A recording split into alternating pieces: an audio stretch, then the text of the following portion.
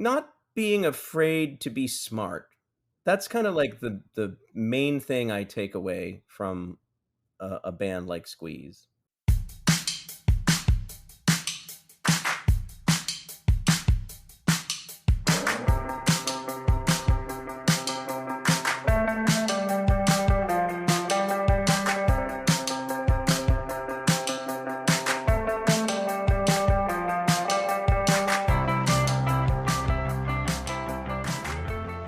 Hello, and welcome to another episode of Live Through That, the companion podcast to my book of the same name, where I look at influential 90s musicians and where they are today.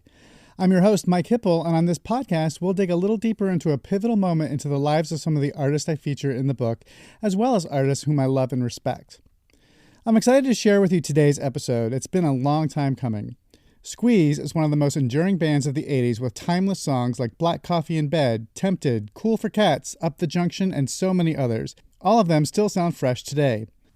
In a little bit of a departure from previous episodes, this one is structured more like an oral history of the band, with Squeeze's singer-songwriter-guitarist Chris Difford, drummer Gilson Lavis, and bassist John Bentley. The group formed in South London in 1974 when Chris Difford posted an ad in a neighborhood store and, well, let's just let Chris Difford take it from here.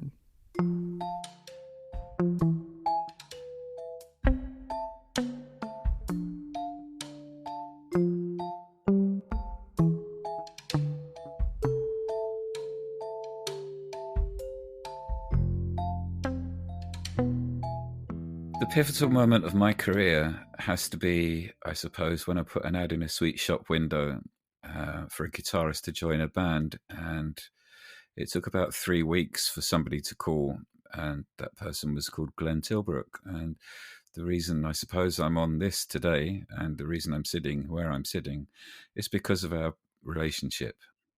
My first impressions were, let's see what happens. And that's always been my watchword. Let's see what happens, because something will happen. Our relationship is a songwriting relationship. We started writing songs in 1973. And here and there, we sort of managed to produce like 14 albums, which I think is incredible. And, we've had a great lineup throughout the years with that band Squeeze. The sweet shop was in South London, close to where I grew up and where Glenn grew up. So it was in a little corner of the street.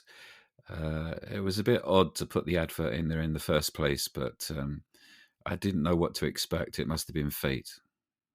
Well, my thought process was I was just looking for somebody local to strum a guitar with and possibly write some songs. I had no idea that it would grow into something as wonderful as it has been. And, it's incredible to think that our relationship and our partnership has lasted 49, almost 50 years. We sat together quite a lot in the summer of 73 and got to know each other by playing each other music and just becoming mates, really. And we wrote hundreds of songs in the first year that we were together. So there was a spark, definitely. And as soon as we got a band around our songs, it really started to spark. Yeah, some of the first songs that we wrote and played around with in those days are songs that we've never recorded. They're just sort of, they're quite poppy, really. Some of them influenced by people like Sparks or Todd Rundgren. So, beautiful songs, I have to say. South London in 1970s was quieter than it is now, more affordable. It was more of a community than it is now, I think. It was joyous to be there. Things have changed quite considerably, of course, over the years. It's not really the same place that I grew up in. Glenn was at school with Jules Holland, so that's how we got to hang out with Jules. So, and then we put an advert for a drummer and we got Gilson Lavis. That's kind of how it worked. We kind of just all fell together at different times. In 1976, Gilson Lavis replaced original drummer Paul Gunn. Gilson was the drummer heard on all of the original classic recordings of the band. I've been working as a session drummer and a pickup drummer, and things had ground to a halt as far as work goes. The government had brought in a 3-day working week. Ted Heath, who was our prime minister in those days, and a lot of work had dried up, and so I was out of work, not enjoying life much. I was partners in a music shop in Southend, and that went into administration, and I was really, oh dear, this isn't going well. And I was the ripe old age of 22 or something, and I'd already played drums with all sorts of people from, I don't know, Chuck Berry, Jerry Lee, endless people that I worked with, but there was nothing happening. There were no tours. So I went home to live with my mother, and I got a job stacking bricks in a brickyard, so they could be loaded onto lorries. And after 3 or 4 months of doing this really rigorous, really strenuous work, my hands had started to form into permanent claws. And I thought, this is no good. I can't be doing with this. So I bought a melody maker, and in the melody maker there was a tiny, tiny little ad saying South London band looking for a drummer.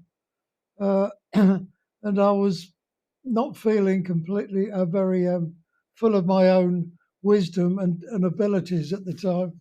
So I thought, oh, this looks gentle and quiet, and there, there's nothing big or starry about this ad. I'll see if I can limbo under the door. And so I applied, went down for an audition, and that's into a basement of a swimming pool in Greenwich in London. And there, when I went in with I drove down in my mother's Mini. I took out the seat so I could get my Ludwig Octopus drum kit in it. Drove down there, unpacked it, set it up, and there in front of me was Jules, Chris Glenn, and Harry Kakuli, this South London band. And that's when I first met. And I think I was probably the first drummer that turned up that could actually play the drums. So I got the gig. So that was it, really. So it was from London Brickyard to join in Squeeze. And they had a manager, and they offered me £15 a week. I don't know what that is in dollars, probably about, in those days, probably about $25 something a week. And they had a manager, Miles Copeland. So I was very impressed, So that's how it started. But it was the first time for an awfully long time that I felt like I was in a band. And it was an edgy band. It wasn't the band I was in before. We were playing a lot of covers and a lot of covers band, I suppose, But this was an up and coming band playing original material. My word, do you mean a proper group? So yeah, it was different.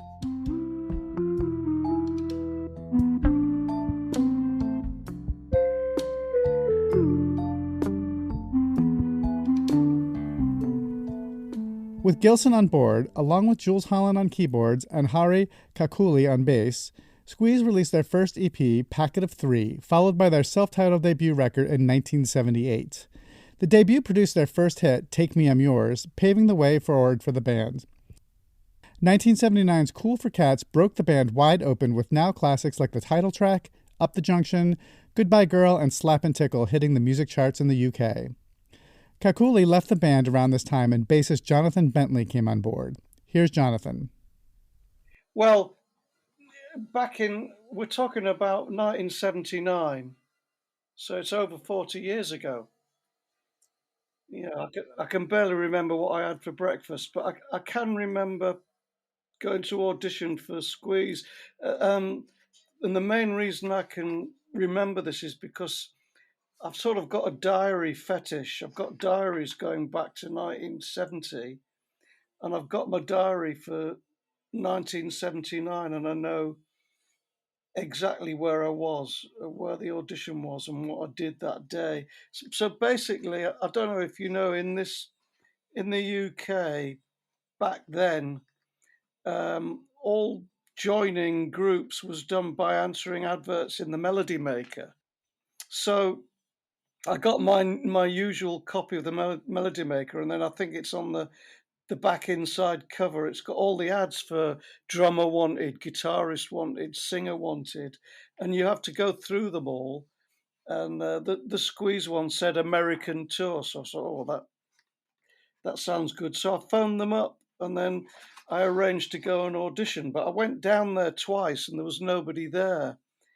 But I persevered, and then eventually I managed to go there on a day when they were all there, and they were rehearsing their new bass player. They'd already auditioned 57 bass players, and they'd chosen one. So I was just sitting in in a control room, looking through the glass, watching them rehearse. I was sitting with Chris Difford, but I didn't realise it was Chris Difford at the time because I'd never met him. I thought he was their manager or something.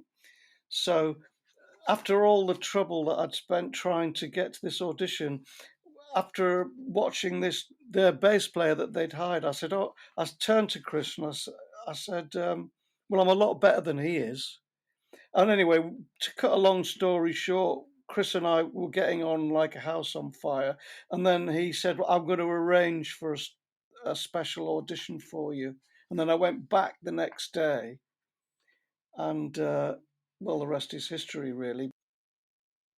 On the day that I auditioned for them, I also auditioned for Suzi Quatro. I answered an ad in the Melody Maker. And this was for the guitarist, because I'd been playing guitar mainly with Snips and the Video Kings, various people. I've been playing guitar. So I went in the morning, well, it was lunchtime, I went for an audition with Suzi Quatro playing the guitar, and that seemed to go well. And then I went on to the Squeeze audition. I didn't actually have a bass because I've been playing guitar for years with bands, and I borrowed a Fender Mustang off a friend of mine, and that's what I used for the audition for Squeeze. It was an incredible day. We had a jam session, and it's kind of right up my street, jamming, and I think they were obviously really impressed. But I think the main thing with these auditions, certainly back then, and it's obviously a bit different now, but it's the way you look. If the band's all kind of 5'7" and you walk in and you're 6'1", they're immediately put off. You all have to kind of have fit in, and I've fitted in exactly with the band, and I think that's what helped me, apart from the fact that I could play. But I sort of psychologically I G'd myself up for the audition by imagining that I was Andy Fraser from Free, who's always been my favourite bassist, and I was just like imagined that I was him for the audition, and I played very much in his style, which is sort of a very strong style. So that's basically it. And then the following day, like really early in the morning, I think it was about 8:30 in the morning, I got a phone call from Glenn Tilbrook asking me to join the band, which I agreed to, on the spot, basically. But now this is the interesting part. About, I don't know, an hour and a half later or so, the phone went, and it was Suzi Quatro. She wanted me to join her band. So I then had a choice between joining Suzi Quatro as the guitarist or Squeeze as the bass player. Unbelievable situation to be in. Now, you might think that it was a bit of a no-brainer. Why did I join Squeeze? why didn't I join Suzi Quatro? In 1979, she'd already had like 2 or 3 number one records. She was really well known, much better known than Squeeze. They were a bigger band, you know. So for me, it was an easy decision really, because the Squeeze's music, I much preferred it. It was more challenging, and I could see more potential in it. And the other thing that was quite funny at the audition, Suzi Quattro's boyfriend, who was a bit of a thug, I thought, he was looking daggers at me during the audition, and I wasn't quite sure what was going on. But in retrospect, I think he might have saw me as some kind of threat. So that sort of put me off joining the band as well. After I joined Squeeze, we started to rehearse, and at one of the rehearsals, Gilson Lavis, the drummer, played me "Cool for Cats" on his Ghetto Blaster and said, "This is going to be our latest single. It's just about to be released." You know, I knew it because I've been rehearsing it. You know, and he played me it, and I said, "What on earth? What on earth? What on earth are you releasing that for? It'll never be a hit." So just shows how much I know. And anyway, yeah, it got to number 2. I mean, the timing of this whole thing was ridiculous for me. One minute, you know, I wasn't doing much at all. The next minute, I've joined Squeeze. 3 weeks later, it's at number 2 in the charts, and I'm off to America to do a tour supporting the Tubes. My 1979 diary, I mean, it's about that year was just incredible. It's one of my prized possessions. Just I've got it here in front of me now. Just flicking through the pages, all the sort of Top of the Pops and the Kenny Everett video shows and touring with the Tubes. I mean, it's just incredible, and it was all non-stop. It's like 7 days a week. Absolutely. It was just my feet didn't touch the ground, you know, for that year. The sort of people that I was meeting, and you know, I'd never been to America before. I mean, I always wanted to go, but I always had it planned that I would join a band, you know, and go for nothing. So it was like a free holiday, and that's what happened. When I joined Squeeze in February of 1979, you could never get any money out of them. I didn't have any wages, and I was just looking at an entry here for Friday, the 6th of April, and it says fly to America for Tubes tour, and then underneath that it says still no wages. So I obviously still hadn't been paid anything yet, but obviously I just didn't really care. I probably would have paid them. At that point, I was living in one tiny little room. Uh, that was just. It was probably. I can't remember how much it was. It was probably something like a five. It was at 1979. It was probably like a $5 or a month or something. You know, I was paying. It wasn't even supposed to be a bedroom. You could just get a bed in it. And I remember I had Sex Pistols. It was that small that I got a whole load of Sex Pistols posters from A&M Records, because Sex Pistols signed to A&M, same label as Squeeze. And in the A&M warehouse, I found all these Sex Pistols, Never Mind the Bollocks posters. So I wallpapered the whole room in posters, but it only took about 20 posters to wallpaper the whole room, including the ceiling. So that's probably why I could afford it. But we got paid eventually, you know. Their next LP, Argy Bargy, helped break them wide in America, with songs like Pulling Muscles from a Shell and If I Didn't Love You. Jules Holland left the band around this time, and Gilson's battle with alcoholism had him leaving the band shortly thereafter. Well, I'm a recovering alcoholic, so I haven't drunk for many, many, many years.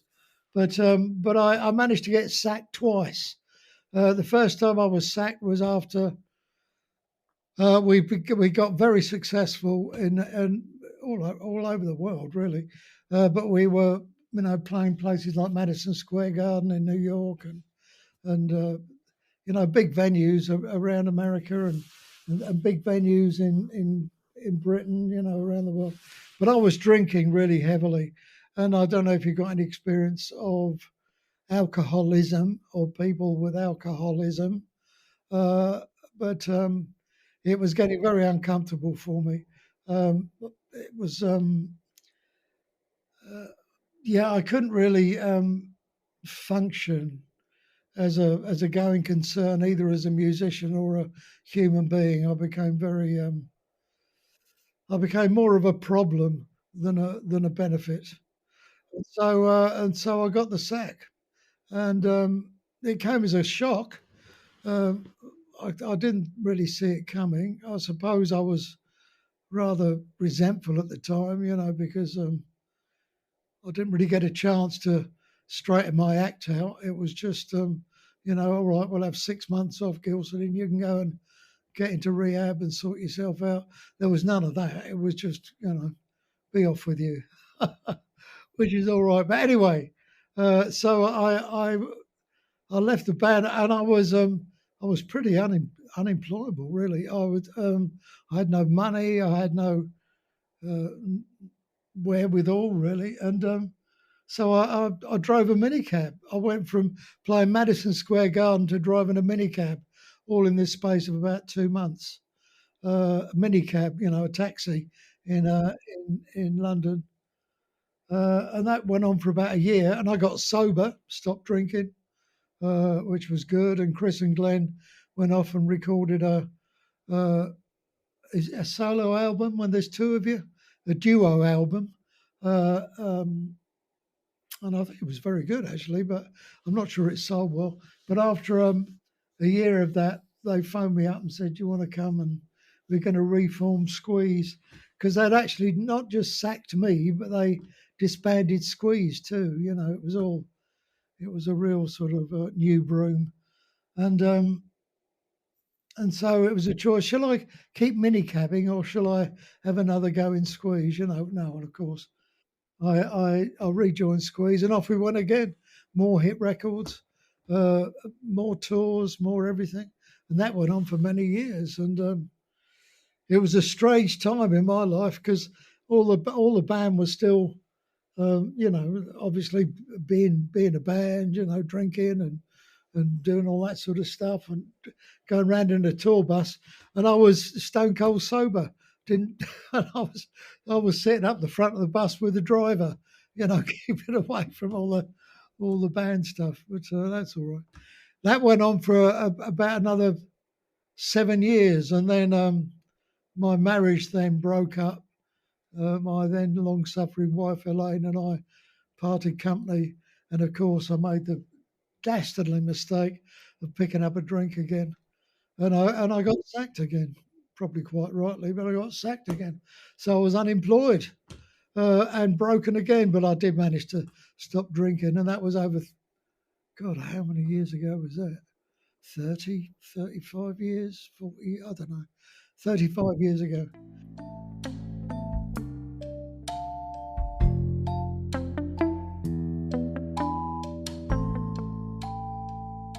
Squeeze as a band dissolved in 1982. Bentley remembers his last gig with the band. Well, I think it was maybe it was 82. I thought it was 83, but I remember the last gig that I ever did with them at that juncture.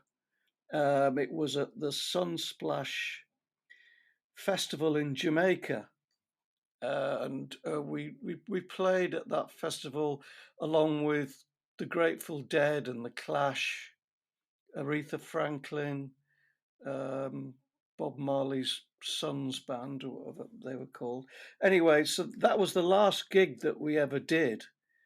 But that's a whole story on its own, doing that gig in Jamaica.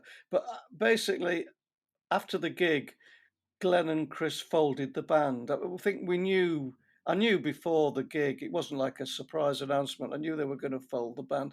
And then they went off and formed Difford and Tilbrook, which was sort of like a duo. Squeeze reformed in 1985 and released Kazi Fan Tutti Frutti. Gilson Lavis and Jules Holland were back on board with this incarnation. In 1987, they released Babylon and On, which featured their biggest U.S. hit, Hourglass. To this day, Squeeze continue to thrive, doing lots of touring, releasing new music, and inspiring a new generation of artists. Acts as varied as Lily Allen, Marshall Crenshaw, and The Killers all cite Squeeze as a major influence on their work. John Faye from the 90s band The Caulfields spoke to me about how Squeeze was influential to his musical upbringing. I guess because of the generation I grew up in, like a lot of kids my own age, my first exposure to Squeeze was on MTV. And it was actually because the video that I saw first was Tempted. It was really not like the best example of what my appreciation for Squeeze would ultimately be, because obviously that's a Paul Carrack lead vocal, and it's just kind of an anomaly in a little bit of way in what I consider to be like the classic Squeeze sound, which really for me starts with the Cool for Cats album, and particularly Argy Bargy was like a huge record for me because every song on there is just genius, I think.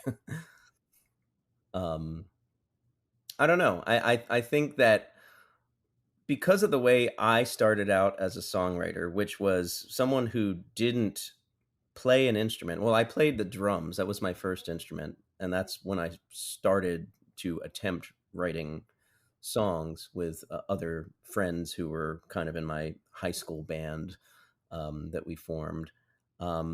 So the way that their songwriting was set up, being like a team effort between Chris Difford and Glenn Tilbrook, with Difford writing all the lyrics and Tilbrook writing the music, it really kind of registered in my brain like, oh, like you can be just a lyric writer in a songwriting collaboration and it can work, because it's very difficult to execute the kind of songwriting that they do at that kind of high level, because it's not the easiest thing to just like have somebody like write some lyrics and then have somebody take those lyrics and just write music to it and have it come out to be like a brilliant, cohesive, well-structured song. It's like, I've tried it. It's not the easiest thing to do. And just the way they were able to meld both of their talents in the way that they did was just always mind-blowing to me. Chris Difford's lyrics were always something that I just thought were incredibly smart.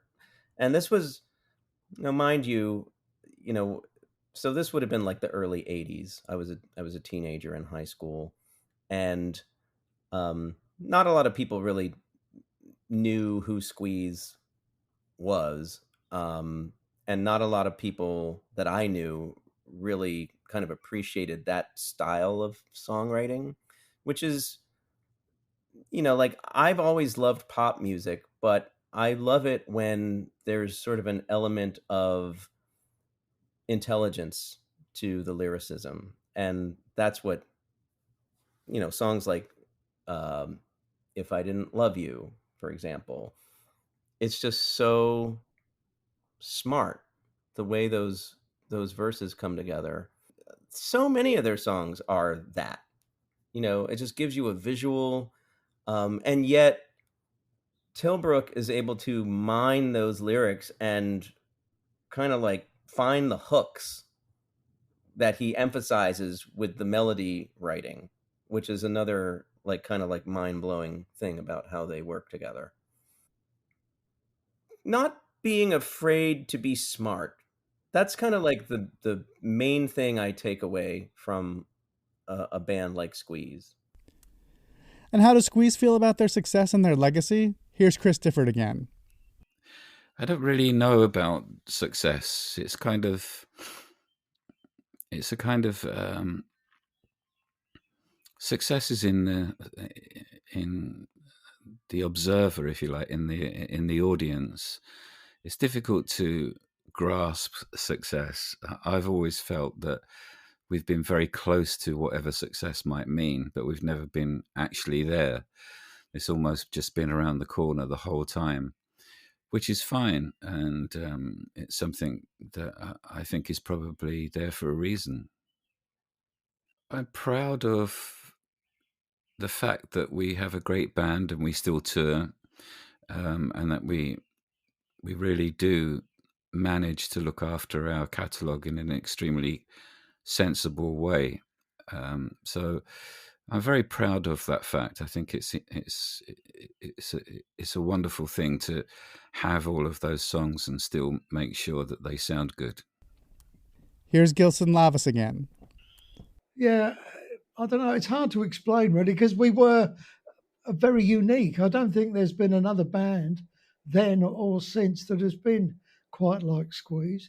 There were certain bands that were quite musical, like XTC and Robinson. What's his name? I can't bad on names. But there were bands that were playing songs and not just. I don't mean just derogatory, but sort of punk thrashes. There were quite a few bands doing songs, but I think Squeeze had this other dimension to them, you know, coming from Chris's lyrics and Glenn's melodies. So there we go. I don't know what else to add, mate. Really, you know, I was just there along for the ride. Really, it was all pretty new to me.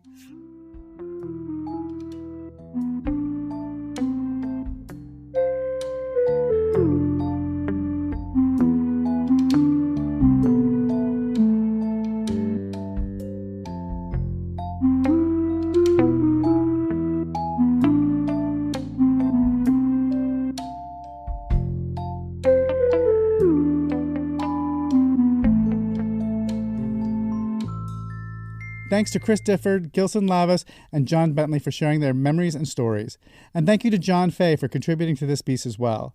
Squeeze still keep busy. Just last year they released an EP titled Food for Thought and continue to tour regularly. Gilson Lavis still keeps busy and is a noted painter, showing his work all around the UK, and he still occasionally plays with Jules Holland.